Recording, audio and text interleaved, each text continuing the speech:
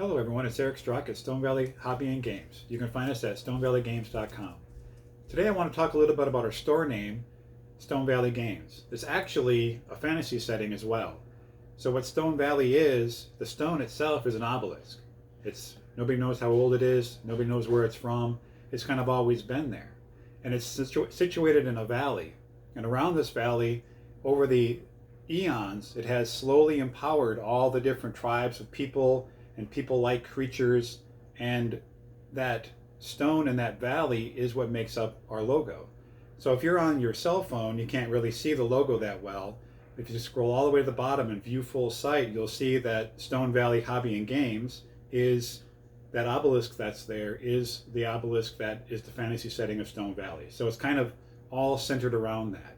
So you may know that we sell role-playing games, we sell Magic the Gathering and many other card games. We sell supplies to support all those games, but we also work with local businesses, especially, as you may know, I'm a veteran, and so I'm really interested in working with other veteran-owned businesses in this area. So I've reached out to one, and over the course of, I would say, about 5 months, bringing up this idea to him, he and his shop, we were able to work on something, and it is the Stone Valley Obelisk. And so here it is, as you can see.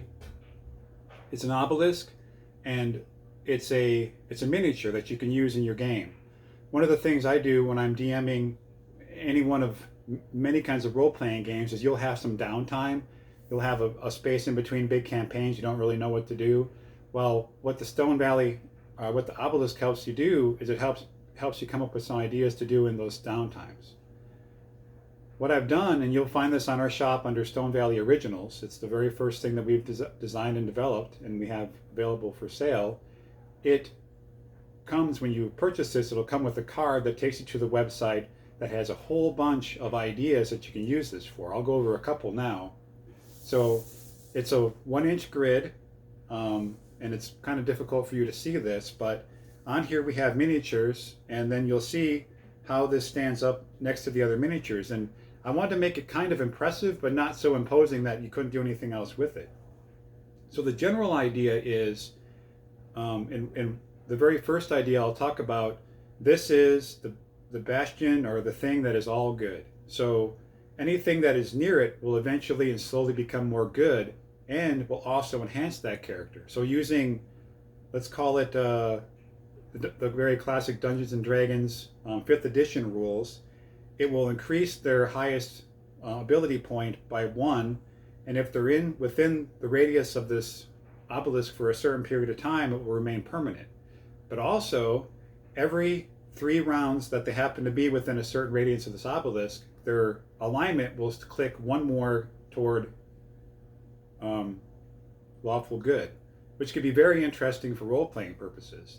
Now, if they stay there too long, it becomes permanent, but if they leave the obelisk in a period of time, then that slowly fades away. So that's an example of one way to use it in your game.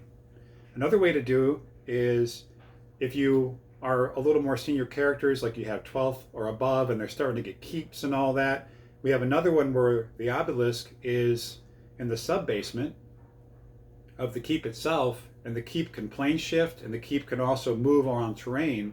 And so what had happened over the centuries is that keeps, the people who had been living in there had all slowly just passed away, leaving one guardian holding the keep.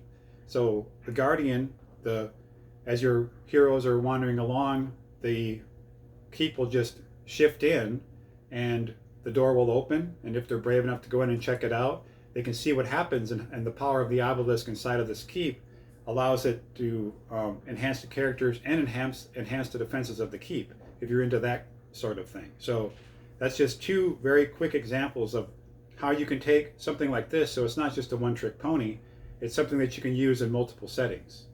As you can see, the obelisk is just primed. I have it primed and ready to go, so you can paint it any color you wish. You can change the color of the jewel or gem inside, or whatever you like, the orb, and you'll see there's some kind of writing on the top and bottom. You can highlight that if you want to or not, but this allows you to really bring something different to the game. Instead of pulling out a card and reading, some kind of a encounter off the card, you can actually have the Obelisk be that encounter. And when all is said and done, it's just kind of neat. It just is a very interesting design. And I think it would look good on your table or even sitting behind you on your bookshelf, like those.